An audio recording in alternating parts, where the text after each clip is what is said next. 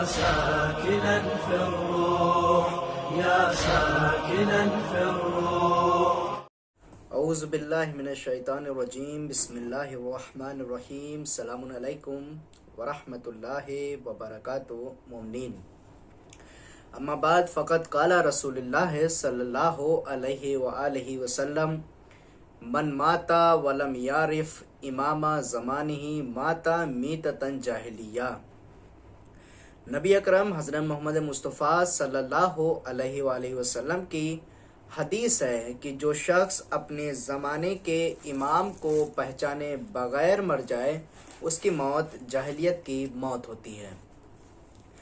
عزیزان گرامی، برادران عزیز، عزاداران سید الشہداء، جیسے کہ ہم آپ تمام مومنین کی خدمت میں امام حسین علیہ السلام کا راہ سفر پیش کر رہے ہیں. ہم نے بیان کیا ابھی تک کہ یزید کے لشکر میں کتنی تعداد تھی جو امام حسین علیہ السلام کو شہید کرنے کے لیے کربلا میں جمع ہوئی اور بھیجی گئی. دیکھیے امام حسین علیہ السلام کی کیا غربت تھی.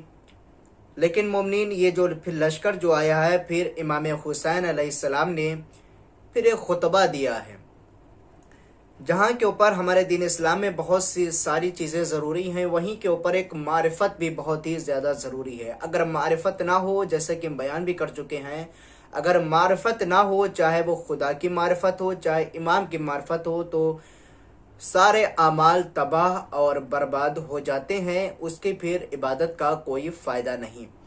مومنین، آج کا میرا بیان جو ہے وہ تعارف کے اوپر ہے. امام حسین علیہ السلام نے یزیدی لشکر سے کس طریقے سے امام حسین علیہ السلام نے خطبہ دیا ہے وہ آپ تمام مومنین کی خدمت میں پیش کر رہے ہیں. کہ امام حسین علیہ السلام نے عقاب یا عقاب نامی گھوڑے پر سوار ہوئے، جس پر آپ نے جناب علی اکبر علیہ السلام کو سوار کر کے میدان کربلا کی طرف بھیجا تھا. اپنے خیام کے سامنے اور لشکر یزید کی طرف منہ کر کے بلند آواز کے ساتھ ان الفاظ میں آپ نے خطاب فرمایا کہ ایھا الناس اسمعوا قولی ولا تعجلوا حتی اعظکم بما هو حق لکم علی.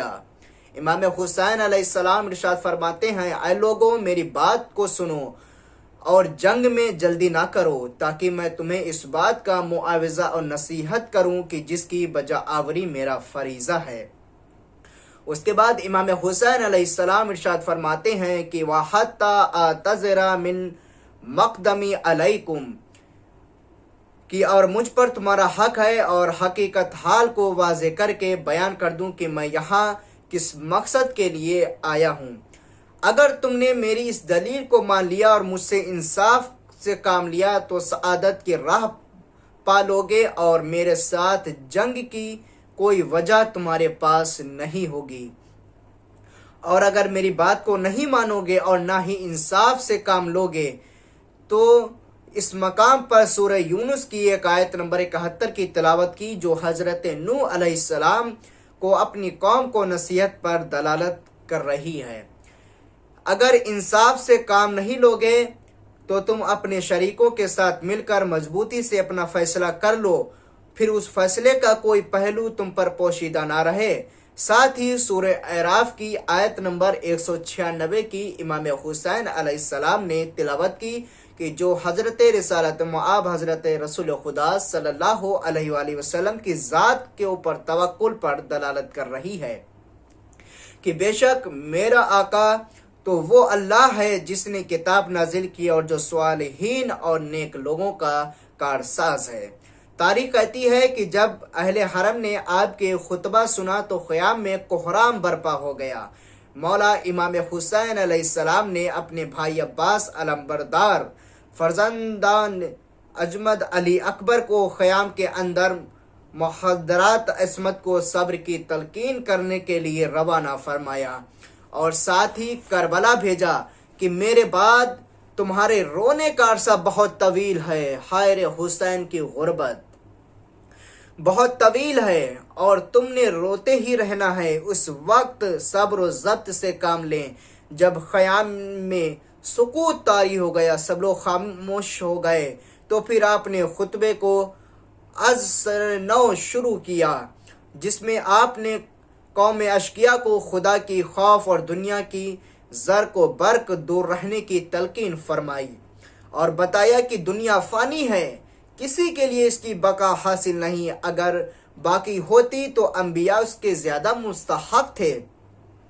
رضائے خداوندی سب سے زیادہ اہم ہے، غرض اس کے زوال و فنا سے مطالعہ کرنے کے بعد اپنے قتل سے دور رہنے اور دست بردار ہونے کی تلقین فرمائی، اور ذریت پیغمبر محمد مصطفیٰ صلی اللہ علیہ وآلہ وسلم پر ظلم کرنے سے باز رہنے کا کہا، کہ جسے اپنی مقتل کتاب کی جلد نمبر 1 صفحہ نمبر 253 میں ہے، اور ابن عساکر نے اپنی تاریخ کے صفحہ نمبر 215 میں درج کیا ہے کہ امام حسین علیہ السلام نے خطبے کے آخر میں آپ نے ارشاد فرمایا کہ ایھا الناس انسبونی من انا ثم ارجعوا علی انفسکم، کہ لوگوں میرے سلسلہ نسب کو یاد کرو اور دیکھو کہ میں کون ہوں۔ وَآتِبُوهَا وَانظُرُوا وَأَحْلَا يَحِلُّ لَكُمْ قَتْلِي۔ اس کے بعد امام حسین علیہ السلام ارشاد فرماتے ہیں کہ پھر اپنے گریبان میں تم جھانکو اور اپنے آپ کو ملامت کرو اور خوب غور کرو کہ آیا کیا میرا قتل اور میری حرمت کی حد تک تمہارے لیے جائز ہے۔ اس کے بعد امام حسین علیہ السلام خطبے میں ارشاد فرماتے ہیں کہ الست ابن بنت نبیکم، کیا میں تمہارے نبی کا نواسا نہیں ہوں؟ وابن وصیہ وابن امہ، کیا میں تمہارے پیغمبر کے وصی اور چچا زاد بھائی کا فرزند نہیں ہوں؟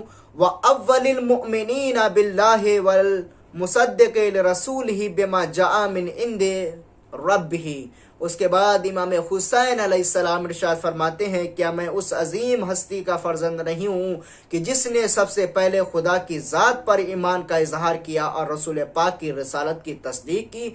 اولیس حمزۃ سید الشہداء امو ابی، کیا حمزہ سید الشہداء میرے چچا نہیں ہیں، میرے والد کے چچا نہیں ہیں؟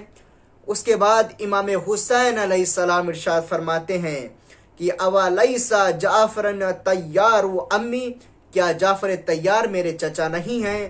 اولم یبلغ قول رسول اللہ فی یا اخی وفی حازان سید شباب اہل الجنہ۔ اس کے بعد امام حسین علیہ السلام نے رسول خدا صلی اللہ علیہ وآلہ وسلم کی حدیث یاد کرائی۔ آپ نے فرمایا، کیا میرے اور میرے بھائی حسن مجتبیٰ کے بارے میں رسول اکرم کا یہ فرمان تم نے نہیں سنا؟ کیا تم تک نہیں پہنچا کہ یہ دونوں جوانان جنت کے سردار ہیں؟ فَإِن صَدَّقْتُمُونِي بِمَا أَقُولُ وَهُوَ الْحَقُّ وَاللَّهُ مَا تَعَمَّدْتُ الْكِذْبَ۔ اس کے بعد امام حسین علیہ السلام ارشاد فرماتے ہیں کہ اگر تم میری باتوں کی تصدیق کرتے ہو کہ جو حق پر مبنی ہے، اور خدا کی قسم پہلے ہی دن سے مجھے معلوم ہو گیا تھا کہ خداوند عالم جھوٹوں پر غضبناک ہوتا ہے اور جھوٹ کو جھوٹے کے سر پر دے مارتا ہے، کہ میں نے کبھی دروغ گوئی سے کام نہیں لیا۔ اس کے بعد امام حسین علیہ السلام ارشاد فرماتے ہیں کہ اگر تم میری بات نہیں مانتے تو پھر میں تم میں وہ لوگ بھی موجود ہیں جن سے تم اس بارے میں پوچھ سکتے ہو کہ وہ تمہیں سب کچھ بتا دیں گے۔ اللہ اکبر! امام حسین علیہ السلام کے اوپر کیسی مصیبت کی گھڑی ہے کہ امام حسین علیہ السلام جو ہیں وہ اپنا تعارف بھی کرا رہے ہیں، اور ساتھ میں یزیدی لشکر سے یہ خطاب کر کے فرما رہے ہیں، کیا تم لوگ، اب تم میں سے بہت سے لوگ ایسے لوگ موجود ہیں جو مجھ کو اچھی طریقے سے جانتے ہیں۔ اس کے بعد امام حسین علیہ السلام ارشاد فرماتے ہیں کہ جابر بن عبداللہ الانصاری سے، ابو سعید خدری سے، سہل بن سعد سے، زید بن ارقم سے اور انس بن مالک سے پوچھ لو کہ یخبروکم انہم سمعوا ھذہ المقالہ من رسول اللہ لی ولاخی۔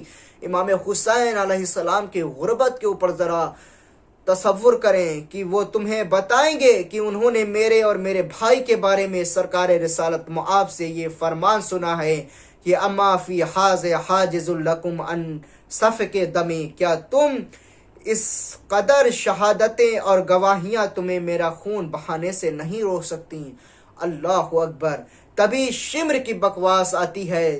شمر لعنت اللہ علیہ کہتا ہے کہ شمر بن زوشن کے بارے میں تو پہلے ہی بتایا جا چکا ہے، پہلے ہی بیان ہم نے کر چکے ہیں کہ یہ ایک نہایت اور بد فطرت اور کمینہ شخص تھا، اور 4000 یزید فوجیوں کا سالار تھا۔ اس طرف متوجہ ہو گیا کہ امام علی مقام علیہ السلام کی طرح گفتگو لشکر یزید میں مؤثر واقع ہو رہی ہے، اور پروپیگنڈے کا پول کھل رہا ہے جس سے فوج میں بغاوت کے آثار نظر آ رہے ہیں۔ تو اس نے فوراً ہی امام علیہ السلام کی بات کاٹتے ہوئے بلند آواز سے وہی کچھ کہا جو مشرکین مکہ حسین کے نانا کو کہتے تھے۔ اس نے کہا کہ ہوا یعبد اللہ علی حرف ان کانا یدری ما یقول، کہ نعوذ باللہ وہ گمراہی پر ہیں اور خود بھی نہیں سمجھتا کہ کیا کہہ رہا۔ یہ شمر لعنت ہو اس خدا کے اوپر، یہ امام حسین علیہ السلام کے بارے میں کہہ رہا ہے کہ امام حسین علیہ السلام کو بھی نہیں معلوم ہے کہ وہ کیا کہہ رہے ہیں اور کیا وہ ہدایت پر ہیں یا نہیں ہیں۔ نعوذ باللہ۔ کتاب انصاب الاشراف جلد نمبر 3 میں ہے کہ اس کی ہر ذرا سرائی سن کر جناب حبیب ابن مظاہر رحمت اللہ علیہ کو جلال رضی اللہ عنہ کو جلال آ گیا، اور آپ نے فرمایا کہ وَأَنْتَ تَعْبُدُ عَلَى 70 حرفا، ارے او ملعون، تو سب سے زیادہ گمراہ ہے اور ٹھیک کہتا ہے کہ امام کی باتوں کو نہیں سمجھ پا رہا، اس لیے کہ خدا نے کفار کی طرح تیرے دل پر مہر لگا دی ہے۔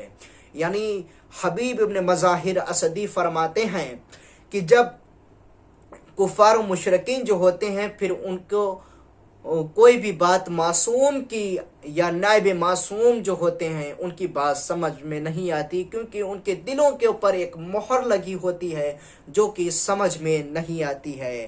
مومنین، تو معرفت امام حسین علیہ السلام اور معرفت امام زمانہ جل اللہ تعالیٰ فرجہ شریف بہت ہی ضروری ہے۔ اگر معرفت نہ ہو تو پھر دین اور دنیا دونوں ہی تباہ اور برباد ہو جاتی ہے۔ مومنین، آپ لوگوں سے گزارش ہے کہ اس ویڈیو کو دوسرے مومنین کو بھی ضرور شیئر کریں تاکہ وہ امام حسین علیہ السلام کے اس خطبے کو جان سکیں۔ فقط والسلام ورحمۃ اللہ وبرکاتہ۔